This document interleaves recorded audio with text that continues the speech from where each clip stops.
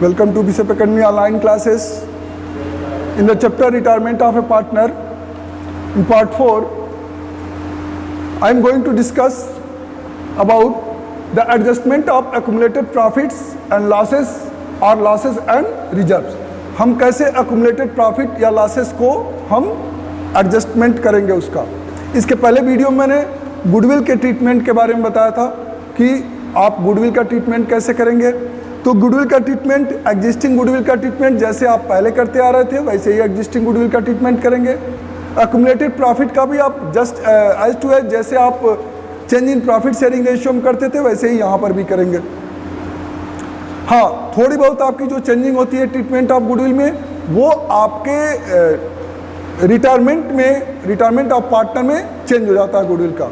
इसकी एंट्री अलग हो जाती है. अब इसमें जब एंट्री चेंज होगी तो इसमें गेनिंग पार्टनर या continuing partners capital account debit to retiring partners capital account होगा. और जो रिटायरिंग पार्टनर का गुडविल का जो शेयर होगा वो गेनिंग रेशियो में जो कंटिन्यूइंग पार्टनर होंगे, जो बिजनेस को कंटिन्यू कर रहे हैं रिटायर होने के बाद से किसी के, तो उनको उसका गुडविल में डेबिट कर दिया जाएगा. तो इस तरह का सिचुएशन ट्रीटमेंट ऑफ गुडविल में था. अब एडजस्टमेंट ऑफ एक्यूमुलेटेड प्रॉफिट और losses and any reserve upon retirement of a partner, if there are any undistributed profit or reserves, the same need to be divided amongst all the partners in their old profit sharing ratio. Accumulated profits or reserves belong to all partners, hence they should be credited to all partners. Capital account including outgoing partners. Capital account outgoing partners मतलब जो retire हो रहा है. In their old profit sharing ratio, the following entry will be made for distributing accumulated profits or reserve. जो reserve, अगर कोई भी reserve दिया हो, चाहे जनरल रिजर्व दिया है तो general reserve account debit, profit and loss का बैलेंस अगर दिया है कौन, अगर वो लायबिलिटी साइड में दिया है तो प्रॉफिट लॉस का बैलेंस अगर लायबिलिटी साइड में दिया है, या फिर क्वेश्चन में आपका दिया हो कि प्रॉफिट लॉस का क्रेडिट बैलेंस दिया हो, प्रॉफिट लॉस अकाउंट का अगर क्रेडिट बैलेंस दिया है और रिजर्व दिया है तो ये एंट्री करेंगे. अगर वहीं प्रॉफिट लॉस का डेबिट बैलेंस दिया हो या प्रॉफिट लॉस का जो बैलेंस है वो बैलेंस शीट के एसेट साइड में दिया है तो ये एंट्री चेंज हो जाती है. क्योंकि वो एसेट साइड में होगा तो लॉस के कैटेगरी में होगा. प्रॉफिट लॉस अकाउंट का बैलेंस अगर एसेट साइड में बैलेंस शीट में है तो ये एंट्री होगी जब प्रॉफिट लॉस का बैलेंस प्रॉफिट का है, रिजर्व है, तो reserve account debit, profit loss account debit to P's capital account, to Q's capital account, to R's capital account.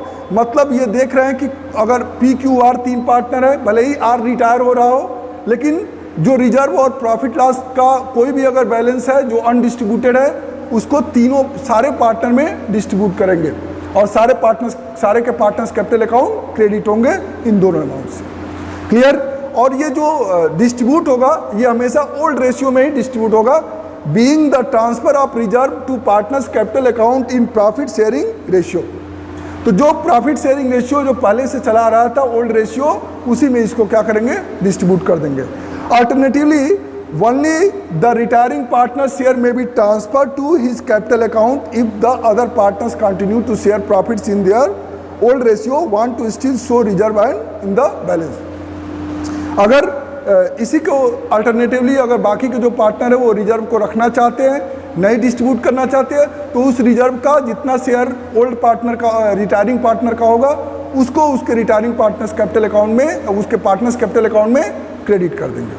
ठीक है. और बाकी का रिजर्व एज इट एज उसको बैलेंस शीट में छोड़ देंगे. Next, for distributing accumulated loss. अभी तक हमने एक्यूमुलेटेड प्रॉफिट की बात की थी और रिजर्व की बात की थी. अब एक्यूमुलेटेड लॉसेस की बात करेंगे. तो एक्यूमुलेटेड लॉसेस की बात करेंगे तो if there is a debit balance of profit and loss account in the balance sheet, तो डेबिट बैलेंस मैंने बताया था कि debit balance profit loss balance sheet के एसेट साइड में होता है, या फिर आपके क्वेश्चन में प्रॉफिट लॉस अकाउंट का डेबिट बैलेंस दिया हो तो ये लॉस होता है. Of the date of retirement of a partner it must be written off bye all the partners in old profit sharing ratio. तो इसको भी हम ओल्ड प्रॉफिट शेयरिंग रेशियो में डिस्ट्रीब्यूट करते हैं. All partners capital account debit current account, अगर current account है तो करेंट अकाउंट करेंगे, करेंट अकाउंट नहीं है तो करेंट अकाउंट नहीं करेंगे, तब ऑल पार्टनर्स कैपिटल अकाउंट करेंगे. To profit and loss account, being accumulated losses distributed तो आप इसमें सारे पार्टनर्स कैपिटल को डेबिट कर देंगे अगर इसी किस प्रकार का अगर लॉस हो।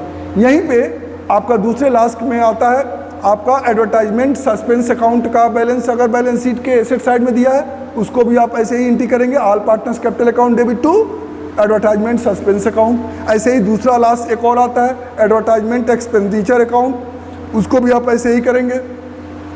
तो इस तरह के कुछ लॉसेस हैं। और एक और एंट्री हो जाता है एग्जिस्टिंग गुडविल का, तो उसके लिए भी एंट्री करेंगे all partners capital account debit to goodwill account, तो ये एंट्री करेंगे।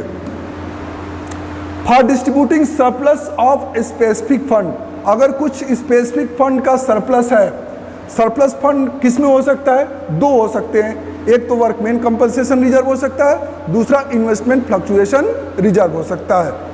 तो यही दोनों में फ्लक्चुएशन होते हैं। अगर इनके बैलेंसेज हैं, रिजर्व है और इनके क्लेम, अगर वर्कमैन कंपनसेशन का रिजर्व है उस पर किसी प्रकार का क्लेम हो, तो अब उसमें आप कंपैरिजन करते हैं कि if claim is higher than the workman compensation reserve then the excess of workman excess of claim over than workman compensation reserve will be debited to revaluation account. अगर वर्कमैन कंपनसेशन रिजर्व से excess कोई claim होता है, जितना access होगा उसको revaluation account में debit कर देंगे। दूसरी चीज, when claim is less than the workman compensation reserve, अगर क्लेम वर्कमैन कंपनसेशन में जो क्लेम होता है वो अगर वर्कमैन कंपनसेशन रिजर्व से कम है तो the difference between claim and workman compensation reserve will be transfer to partners capital account, credited to partners capital account in the old ratio. Third आता है कि when claim is equal to workman compensation reserve, अगर claim workman compensation reserve के equal है तो there is no amount will be remain, तो अगर कुछ उसमें शेष नहीं रहेगा तो उसको हम पार्टनर्स कैपिटल में कोई क्रेडिट या डेबिट नहीं करेंगे। एक और सिचुएशन आता है when there is no information about a claim on workman compensation reserve, अगर वर्कमैन कंपनसेशन रिजर्व पे कोई भी किसी प्रकार का कोई क्लेम नहीं है तो आप वर्कमैन कंपनसेशन रिजर्व को आप सीधे सीधे क्या करेंगे, सारे पार्टनर्स कैपिटल अकाउंट में क्रेडिट कर देंगे। मतलब उसकी एंट्री होगी workman compensation reserve account debit to all partners capital account. ये वर्कमैन कंपनसेशन रिजर्व की कंडीशन है, 4 कंडीशन होते हैं। अब आते हैं हम इन्वेस्टमेंट फ्लक्चुएशन रिजर्व के कंडीशन पे। तो अगर इन्वेस्टमेंट फ्लक्चुएशन रिजर्व के कंडीशन में आएंगे तो इन्वेस्टमेंट की वैल्यू अगर दी गई है और उसकी इन्वेस्टमेंट की बुक वैल्यू दी गई है बैलेंस शीट में और उसकी मार्केट वैल्यू दी गई है, तो अब मार्केट वैल्यू के साथ बुक वैल्यू से कंपैरिजन करेंगे। अगर बुक वैल्यू आपके मार्केट वैल्यू से अगर अधिक है तो इसका मतलब क्या होगा, आपको लॉस होगा। तो अब उस लॉस को आप इन्वेस्टमेंट फ्लक्चुएशन रिजर्व से आप कवर करेंगे। तो अब loss on investment, the amount of loss on investment is higher than the investment fluctuation reserve. अगर इन्वेस्टमेंट फ्लक्चुएशन रिजर्व से अगर क्या है, लॉस ज़्यादा है इन्वेस्टमेंट पे, तो जो एक्सेस अमाउंट होगा वो आपका रिवैल्यूएशन अकाउंट में डेबिट हो जाएगा। मीन्स टू से अगर 25,000 का इन्वेस्टमेंट अगर दिया हुआ है बैलेंस शीट में और इन्वेस्टमेंट फ्लक्चुएशन रिजर्व आपका 5,000 है और उसकी वैल्यू इन्वेस्टमेंट की मार्केट वैल्यू घट के अगर 15,000 हो जाए तो 10,000 का डिफरेंस हो रहा है और 10,000 में से इन्वेस्टमेंट फ्लक्चुएशन रिजर्व का सिर्फ 5,000 रिकवर हो रहा है। तो जो एक्सेस 5,000 होगा वो रिवैल्यूएशन अकाउंट के डेबिट साइड में ट्रांसफर हो जाएगा टू इन्वेस्टमेंट करके और उस 5,000 को रिवैल्यूएशन अकाउंट में डेबिट कर देंगे। दूसरे कंडीशन ये आता है कि when loss on investment is less than the investment fluctuation reserve, अगर जितना इन्वेस्टमेंट फ्लक्चुएशन रिजर्व है उससे कम है, मीन्स टू से अगर 25,000 का अगर आपका इन्वेस्टमेंट है और उसकी मार्केट वैल्यू 22,000 हो जाए, हमारे पास इन्वेस्टमेंट फ्लक्चुएशन रिजर्व अगर 5,000 है तो 3,000 तो रिकवर हो जाएगा और जो 2,000 बचेगा वो 2,000 सभी पार्टनर्स कैपिटल अकाउंट में क्रेडिट हो जाएंगे इन ओल्ड रेशियो। नेक्स्ट आता है when loss on investment, loss on book value of investment is equal to investment fluctuation reserve. अगर जितना लॉस होता है वो इन्वेस्टमेंट फ्लक्चुएशन रिजर्व के अगर इक्वल है तो उस केस में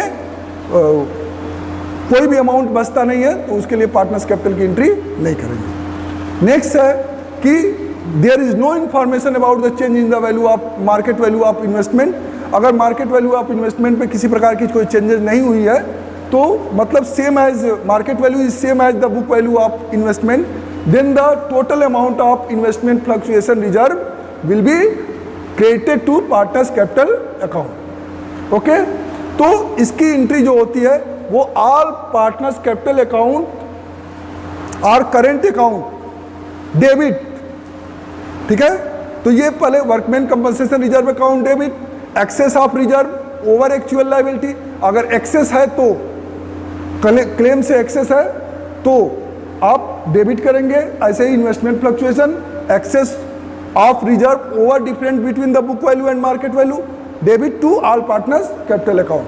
तो जो एक्सेस ओवर होगा क्लेम से या डिफरेंट के मार्केट वैल्यू और बुक वैल्यू के डिफरेंस से, उसी को हम क्या करेंगे, डेबिट करेंगे। यानी सीधा सीधा इसकी एंट्री होती है workman compensation reserve account debit, investment fluctuation reserve account debit to all partners capital account and the amount of reserve will be distributed in old ratio between the partners. अब इसमें कुछ प्रॉब्लम इससे related जो आते हैं आपके book में, आपके क्वेश्चन में, आपके बोर्ड के एग्जाम्स में आते हैं, वो ये देखिए, A, B and C are partners in a firm sharing profit in the ratio of 2:3:4.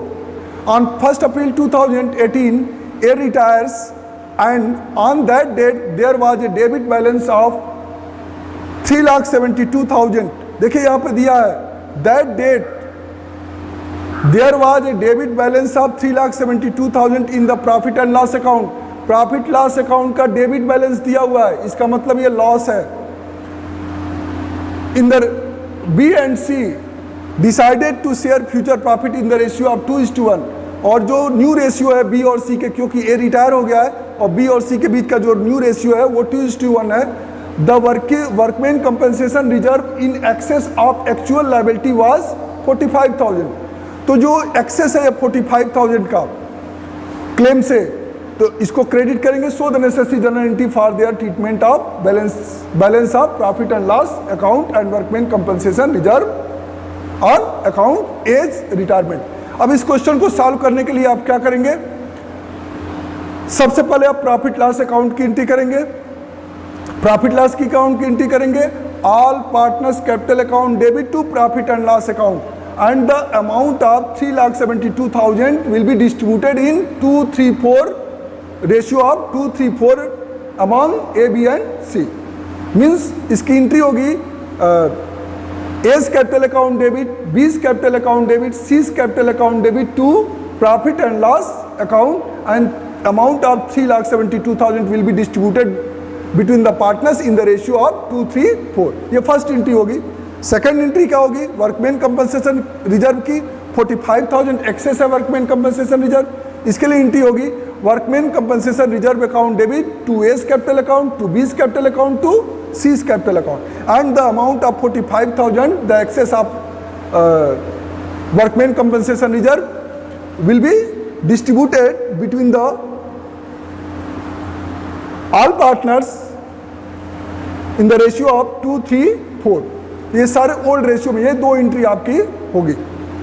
ठीक है, तो अब इस तरह से देखिए, इस पर आपके कुछ बोर्ड एग्जाम के क्वेश्चन हैं जो आपके बुक में आपके एग्जाम में अक्सर पूछे जाते हैं। देखिए पहला क्वेश्चन है, give the journal entry to distribute workman compensation reserve of 3,70,000 at the time of retirement of Niti when there is a claim of 3,25,000 against it. The firm has 3 partners Raveena, Niti, रजत।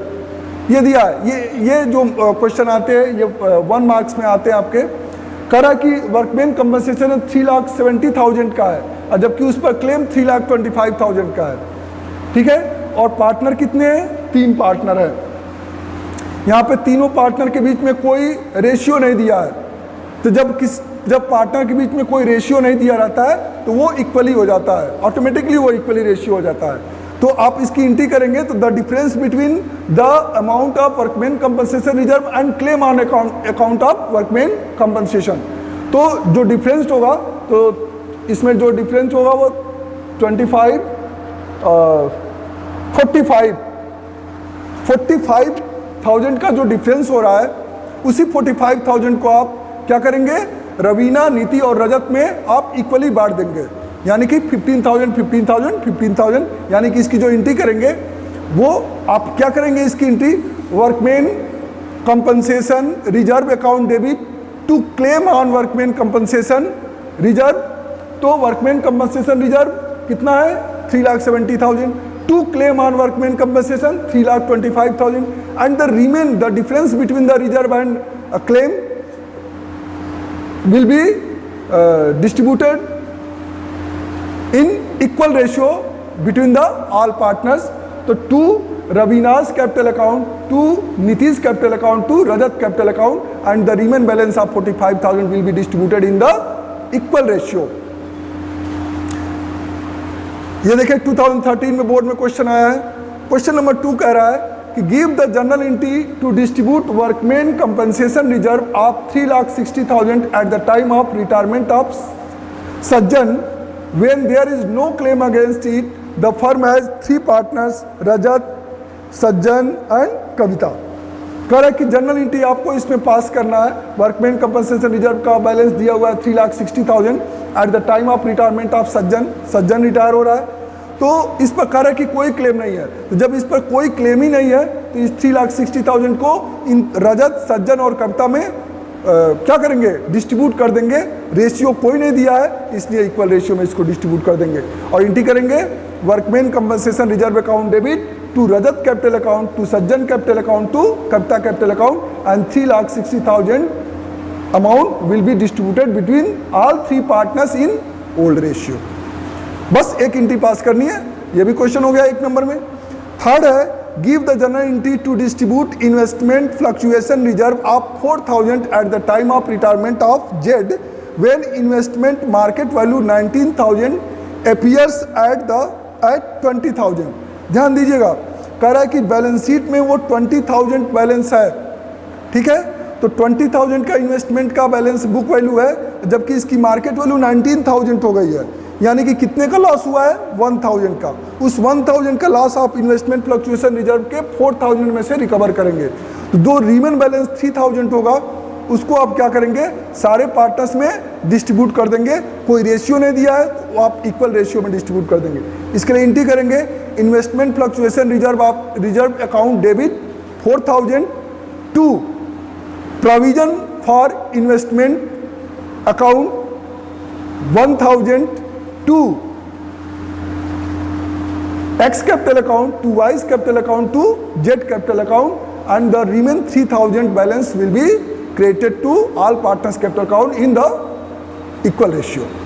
तो ये आपके कुछ बोर्ड के क्वेश्चन है जो 1-1 number में आते हैं, जिसको मैंने डिस्कस किया है। आप इस क्वेश्चन को जैसे मैंने बताया है वैसे ही आप कॉपी में, फेयर कॉपी में अपने नोट कर लिए, ताकि इस बेसिस से जो क्वेश्चन आपके बुक में है आप उसको सॉल्व करेंगे। इससे रिलेटेड मैं वर्क दूंगा, होमवर्क आपको, वो आप होमवर्क करेंगे। Thank you, have a nice day.